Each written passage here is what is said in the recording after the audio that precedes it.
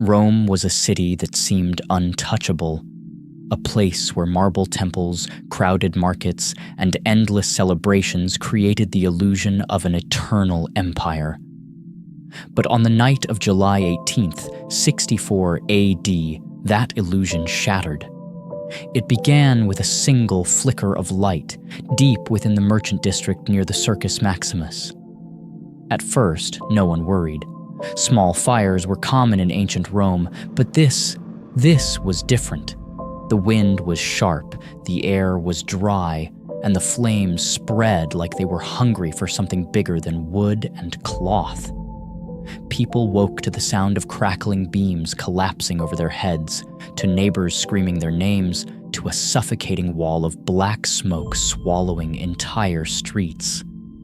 Within minutes, chaos replaced civilization. Families ran barefoot across burning cobblestones, clutching children, dragging elderly parents, praying to gods who no longer seemed to listen.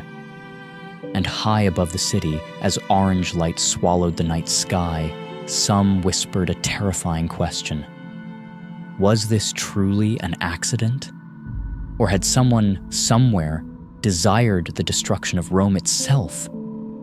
The empire was burning, and no one knew why. By sunrise, Rome was unrecognizable. What began as a spark had become an unstoppable inferno. Flames raced across rooftops, leaped over stone streets, and swallowed buildings faster than anyone could escape. The heat was so intense that metal tools left abandoned in workshops began to melt. The air shimmered with the glow of death. And the fire, it refused to die. Every attempt to contain it failed. Buckets of water evaporated before touching the flames. Firefighters collapsed from exhaustion, their skin blistering as they approached the burning districts. The fire didn't behave like a normal blaze. It moved unpredictably, almost deliberately, twisting through the city as if guided by a hidden hand. Survivors swore they saw figures blocking escape routes, pushing people back toward the flames.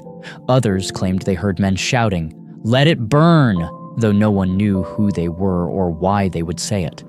As panic spread, families tried to flee toward the Tiber River, the only open path left. But even there, the smoke grew so thick that many collapsed on the banks, choking as the sky turned from blue to blood red. Rome was not just burning, it was being erased. Far from the choking smoke and falling debris, Emperor Nero was said to be watching from a distant hill, high above the city's suffering. Some claimed he stood calmly, dressed in extravagant robes, illuminated by the same flames that devoured his capital. Others whispered he held a lyre, singing an ancient poem about the fall of Troy, as if comparing Rome's tragedy to a legendary tale he admired too much. Whether these stories were true or twisted by fear, one thing was certain: the emperor did not descend into the chaos below. People needed a leader, someone to bring order, someone to comfort the dying and direct the living. But Nero's absence became its own horror. As the fire swallowed home after home, whispers spread like sparks. Did Nero let this happen? Did he want this? For a moment, it felt as if an entire empire was abandoned. The ruler who should have shielded his people instead appeared eerily detached, like a spectator enjoying a grim performance. And as the fire raged on, the people's fear slowly transformed into suspicion, dangerous, powerful suspicion, aimed directly at the imperial throne. The fire did not stop after 1 day, or 2. It burned relentlessly for 6 days, consuming everything that centuries of Roman civilization had built.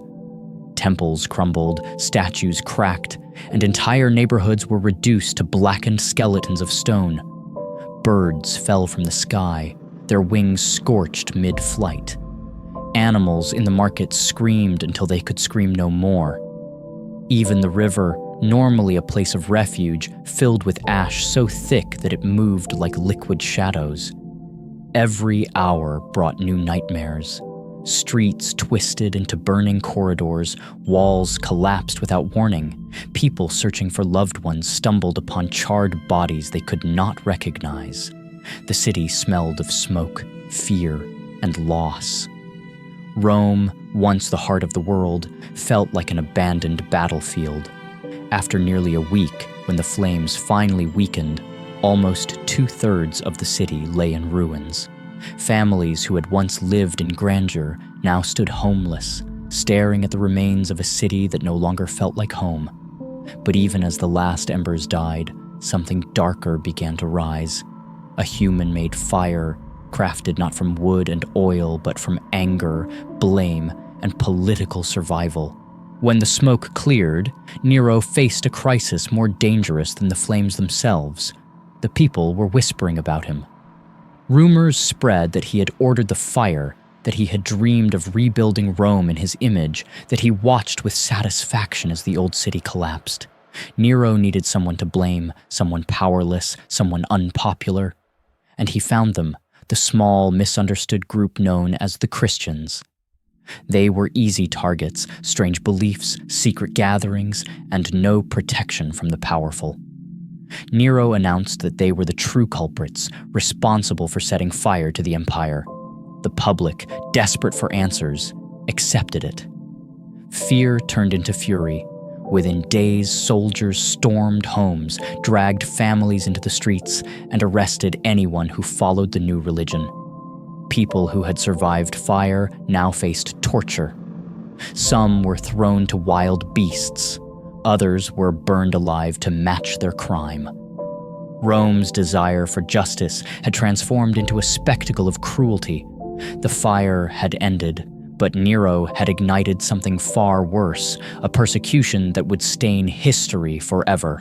As the victims suffered, Nero began something disturbingly contradictory: the reconstruction of Rome. But he didn't rebuild the city as it had been. He rebuilt it as he dreamed it should be, grand, lavish, controlled by his own taste and power. At the center of his vision stood the Domus Aurea, the Golden House, an enormous palace decorated with marble halls, artificial lakes, and walls coated in real gold. To many Romans, the message felt unmistakable. While they starved, the emperor built a kingdom for himself. The ruins of the old city became foundations for his extravagant fantasies. It was as if the fire had been a cleansing, purging the old Rome to make room for Nero's perfect creation. People watched in anger as construction rose on the ashes of their former lives. The more he built, the more they believed the rumors were true. The fire had not been an accident. It had been a beginning, a planned rebirth of an empire shaped by one man's desire. And with every golden room that shimmered in the sunlight, the distance between Nero and his people grew wider and darker. Nero thought he had silenced the rumors, but they only grew stronger. Senators spoke in secret. Generals muttered behind closed doors. Common citizens told the story of the emperor watching their homes burn, and soon these whispers evolved into something more dangerous: rebellion. Not open rebellion, not yet, but the kind that begins in the shadows, building strength in silence. People no longer saw Nero as a ruler. They saw him as a threat, a man who valued art over survival, luxury over loyalty. And as his persecutions continued, even his allies began to fear him. When fear turns to hatred, hatred becomes action. Plots formed quietly. Letters were exchanged, promises made. Nero sensed it. He could feel the empire slipping from his grasp. Every decision he made felt like it pushed him deeper into isolation. Every attempt to prove his innocence only made people question him more. By the time Nero realized how unstable his throne had become, it was already too late. The fire he had tried to control had spread beyond the city, into the hearts of the people, and Rome wanted justice.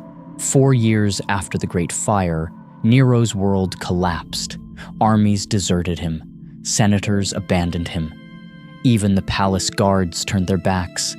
The man who once commanded an empire now wandered the outskirts of Rome with only a few loyal servants, hiding in fear. When news reached him that he had been declared an enemy of the state, a fate worse than death, Nero understood that his story had reached its end. Hunted, rejected, and terrified, he uttered his final words trembling, "Qualis artifex pareo, what an artist dies in me." Even in death, he mourned his talent more than his crimes. Moments later, he ended his own life, bringing an era of madness to a close. Rome slowly healed, but the scars of the fire remained, scars written not only in ash and rubble, but in mistrust, fear, and the memory of a leader who may have destroyed his own city for glory. In the end, the flames did not consume Nero. His own ambition did. And the night Rome burned forever in history.